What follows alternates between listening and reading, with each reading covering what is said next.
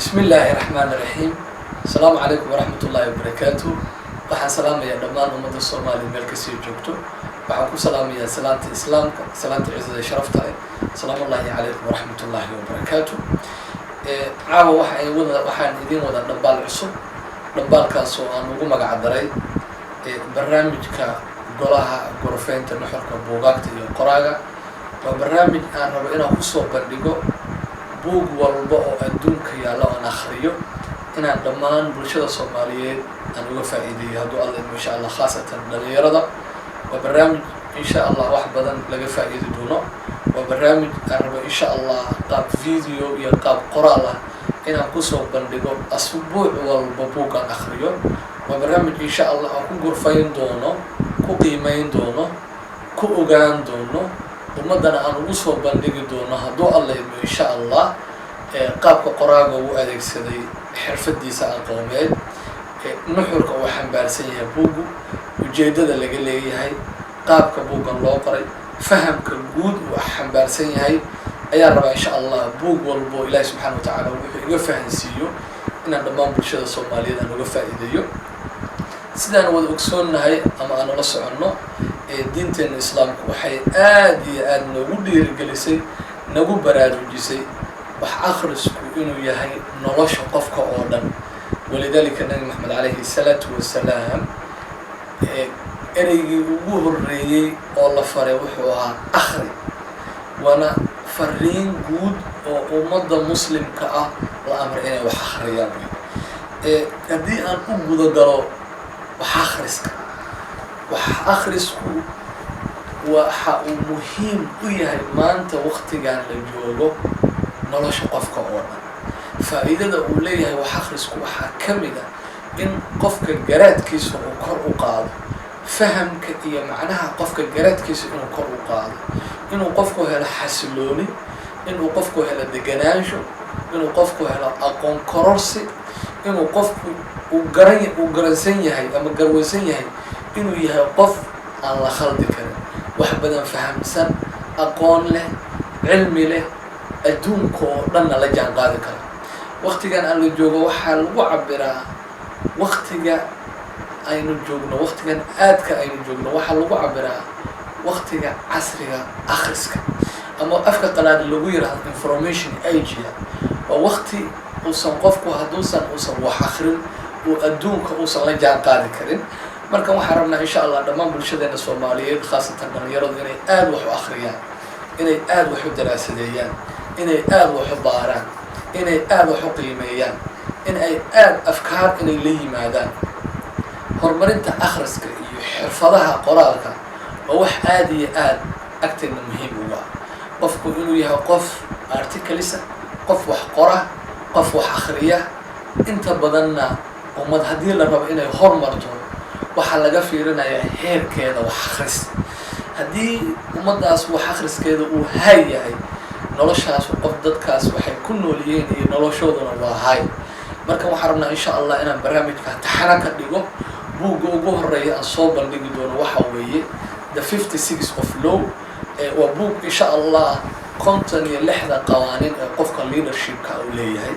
waa buug insha Allah aad iyo aad muhiim ugu ah dhammaan bulshada Soomaaliyeed. insha Allah barnaamijkaas wuxuu noqon doonaa barnaamij taxana ah. waa barnaamij aan rabo insha Allah inaan ku soo bandhigi doono hal abuurlaha, wax akhriska, qoraaga, akhrinta, kobaca iyo waxyaalo badan inaan ku bandhigi doono insha Allah. waxaan rabaa asbuuc walba inaan idin soo gelin doono hal video iyo hal buug insha Allah. waan idinka ballan qaadayaa barnaamijkan aadka qiimaha iyo qaayaha u leh insha Allah. aad baan wax uga wada faa'iideysan doonaa. anna waxbaan ka faa'iideysanaya, dhammaan bulshada Soomaaliyeed waxbay ka faa'iideysanaysaa. waa barnaamij aad iyo aad u xiiso badan insha Allah. war idinku daalimayo, waan idin maqnahay. buug allaale buug kasta oo buug ka qiimo badan yahay ayaan idinla soo wadaagi doonaa hadduu alla insha Allah. waxaanu Ilaahay subhanahu wa ta'ala idinkaga baryayaa khayr iyo barwaaqo. assalaamu calaykum waraxmatullaahi wabarakaatuh. bismillaahi raxmaani raxiim. assalaamu calaykum waraxmatullaahi wabarakaatuh. waxaan salaamayaa dhammaan ummadda Soomaaliyeed meel kasta joogto. waxaan ku salaamayaa salaanta islaamka, salaanta ciidada sharafta leh. salaamu alaykum waraxmatullaahi wabarakaatuh. caawa waxaan idin wada dhambaal cusub. dhambaalkaas oo aan ugu magac daray barnaamijka golaha gorofeynta nuxurka buugaagta iyo qoraaga.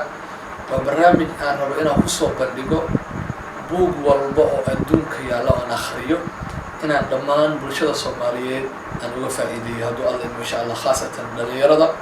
waa barnaamij insha Allah wax badan laga faa'iidi doono. waa barnaamij aan rabo insha Allah qaab video iyo qaab qoraal ah inaan kusoo bandhigo asbuuc walba buugaan akhriyo. waa barnaamij insha Allah aan ku gorfayn doono, ku qiimeyn doono, ku ogaan doono, ummadana aan ugu soo bandhigi doono hadduu alla idmo insha Allah qaabka qoraaga uu adeegsaday xirfadiisa aqooneed, nuxurka uu xambaarsan yahay buugu, ujeedada laga leeyahay, qaabka buugan loo qoray, fahamka guud uu xambaarsan yahay ayaan rabaa insha Allah buug walbo Ilaahay subxaanahu wa tacaala wuxuu iga fahansiiyo inaan dhammaan bulshada Soomaaliyeed aan uga faa'iideeyo. sidaan wada ogsoonnahay ama aan ula soconno diinteena islaamku waxay aad iyo aad noogu dhiirigelisay, nagu baraarujisay wax akhrisku inuu yahay nolosha qofka oo dhan. walidaalika nabi maxamed calayhi salaatu wasalaam ereygii ugu horreeyey oo la faray wuxuu ahaa akhri, waana fariin guud oo ummadda muslimka ah la amray inay wax akhriyaan. haddii aan u guda galo wax akhrisku waxa uu muhiim u yahay maanta waqtigan la joogo nolosha qofka oo dhan. faa'iidada uu leeyahay wax akhrisku waxaa ka mid ah in qofka garaadkiisa uu kor u qaado, fahamka iyo macnaha qofka garaadkiisa inuu kor u qaado, inuu qofku helo xasilooni, inuu qofku helo deganaansho, inuu qofku helo aqoon kororsi, inuu qofku uu garansan yahay ama garwaysan yahay inuu yahay qof aan la khaldi karin, wax badan fahamsan, aqoon leh, cilmi leh, adduunka oo dhanna la jaan qaadi kara. waqtigan aan la joogo waxaa lagu cabiraa waqtiga aynu joogno, waqtigan aadka aynu joogno waxaa lagu cabiraa waqtiga casriga akhriska, ama afka qalaad lagu yiraahdo information age. waa waqti uusan qofku hadduusan wax akhrin uu adduunka uusan la jaan qaadi karin. marka waxaan rabnaa insha Allah dhammaan bulshadeena Soomaaliyeed khaasatan dhalinyaradu inay aad wax u akhriyaan, inay aad wax u daraasadeeyaan, inay aad wax u baaraan, inay aad wax u qiimeeyaan, in ay aad afkaar inay la yimaadaan. horumarinta akhriska iyo xirfadaha qoraalka waa wax aad iyo aad agteena muhiim uga ah. qofku inuu yahay qof articalisa, qof wax qora, qof wax akhriya. inta badanna ummad haddii la rabo inay horumarto waxaa laga fiirinayaa heerkeeda wax akhris. haddii ummaddaas wax akhriskeeda uu hay yahay, noloshaas qof dadkaas waxay ku nool yihiin iyo noloshooduna waa hay. marka waxaan rabnaa insha Allah inaan barnaamijka taxana ka dhigo. buugga ugu horreeya aan soo bandhigi doono waxa weeye The 56 of Law. waa buug insha Allah 56 qawaaniin ee qofka leadershipka uu leeyahay. waa buug insha Allah aad iyo aad muhiim ugu ah dhammaan bulshada Soomaaliyeed. insha Allah barnaamijkaas wuxuu noqon doonaa barnaamij taxana ah. waa barnaamij aan rabo insha Allah inaan kusoo bandhigi doono hal abuurlaha, wax akhriska, qoraaga, akhrinta, kobaca iyo waxyaalo badan inaan ku bandhigi doono insha Allah. waxaan rabaa asbuuc walba inaan idiin soo gelin doono hal video iyo hal buug insha Allah. waan idinka ballan qaadayaa barnaamijkan aadka iyo aadka qiimaha iyo qaayaha u leh. insha Allah aad baan wax uga wada faa'iideysan doonaa. anna waxbaan ka faa'iideysanaya, dhammaan bulshada Soomaaliyeed waxbay ka faa'iideysanaysaa. waa barnaamij aad iyo aad u xiiso badan. insha Allah war idinku daalimayo, waan idiin maqnahay.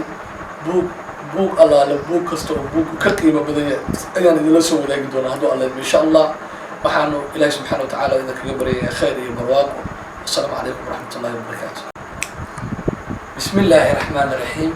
assalaamu calaykum waraxmatullaahi wabarakaatu. waxaan salaamayaa dhammaan ummadda Soomaaliya meel kastay joogto. waxaan ku salaamayaa salaanta islaamka, salaanta ciisada sharafta leh. assalaamu calaykum waraxmatullaahi wabarakaatu. caawa waxaan idiin wada dhambaal cusub. dhambaalkaas oo aan ugu magac daray barnaamijka golaha gorofeynta nuxurka buugaagta iyo qoraaga. waa barnaamij aan rabo inaan kusoo bandhigo buug walba oo adduunka yaalla oon akhriyo inaan dhammaan bulshada Soomaaliyeed aan uga faa'iideeyo hadduu alla idmo insha Allah, khaasatan dhalinyarada.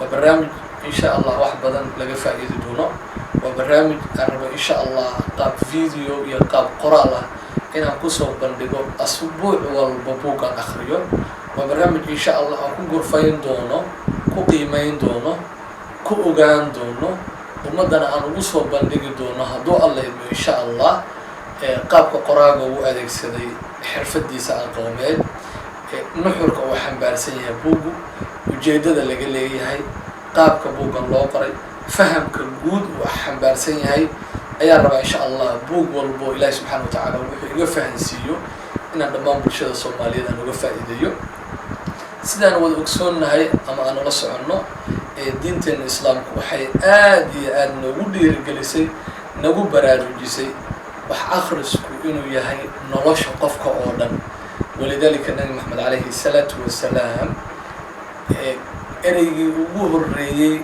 والله فريوحها أخري وأنا فرين جود ومضى مسلم كأ الأمر إني وحخريان أدي أن أبغى قرا وحخرسك ومهم وياه ما أنت وقت جان للجوجو نلاش قفك أورنا فإذا أوليه وحخرسك وحكمده إن قفك الجراد كيس وكر وقاض فهم كإيه معناها قفك الجراد كيس إنه كر وقاض إنه قفك هلا حسلوني إنه قفك هلا دجناجو إنه قفك هلا أقون كرسي إنه قفك وجرسية هاي أما جروسية هاي إنه يهقف على خلد كذا وحبنا فهم سن أقون له علمي له أدون كو لنا لجان قاضي كذا وقت كان اللي جوجا وحال وعبرا وقت كان أين جوجنا وقت كان آدك أين جوجنا وحال وعبرا وقت كان عصرها أخرسك أما أفكر قلاد اللي ويرها information age ووقت وصل قفك وهدوسا وصل وحخرن وأدونك وصل لجان قاضي كريم مركا وحرمنا إن شاء الله دمان بالشدة الصوماليين خاصة من يرد إني آد وحو أخريان إني آد وحو دراسيان إني آد وحو باران إني آد وحو قيميان إني آد أفكار إني لي مادان هرمرنت أخرسك يحرفضها قرارك ووح آدي آد أكتر من مهم هو قفكو إنو يها قف أرتكلسة قف وح قرى قف وح أخرية إنت بدلنا ومد هدي للرب إني هرمرته waxaa laga fiirinayaa heerkeeda wax akhris haddii ummadaas wax akhriskeeda uu hay yahay noloshaas qof dadkaas waxay ku nool yihiin iyo noloshooduna waa hay marka waxaan rabnaa insha Allah inaan barnaamijka taxana ka dhigo buugga ugu horeeya aan soo bandhigi doono waxa weeye the 56 of law waa buug insha Allah konton iyo lixda qawaaniin ee qofka leadershipka uu leeyahay waa buug insha Allah aad iyo aad muhiim ugu ah dhammaan bulshada Soomaaliyeed إن شاء الله برنامج كسبوح نقدنا برنامج تحرقة وبرنامج عربي إن شاء الله إن كسب بلغي دونه هل أبور لها وحاخرسك قراءة أخرنتا كوبعة يوحي ربنا إن بلغي دونه إن شاء الله بحرب أسبوع والبينان إذن سوق قلن دونه هل في ذيو يهلبوا إن شاء الله وأنا إذن كبلا قاضية برنامج كان آدك قيمها قايها أوله إن شاء الله آدبا وحقوه فائدة سندونا أنا وحمان كفائدة سنة دمان برشة الصوماليين وحبي كفائدة سنة وبرنامج آدي آدو حصة بدن إن شاء الله ورد كدالي ميو وندي مقنعي بوك الله لبوك كستو بوك كقيمة بدن أيان إذا لسوا ولا يقدرون هذا الله إن شاء الله وحانو إلهي سبحانه وتعالى إذا كبري خير برواق والسلام عليكم ورحمة الله وبركاته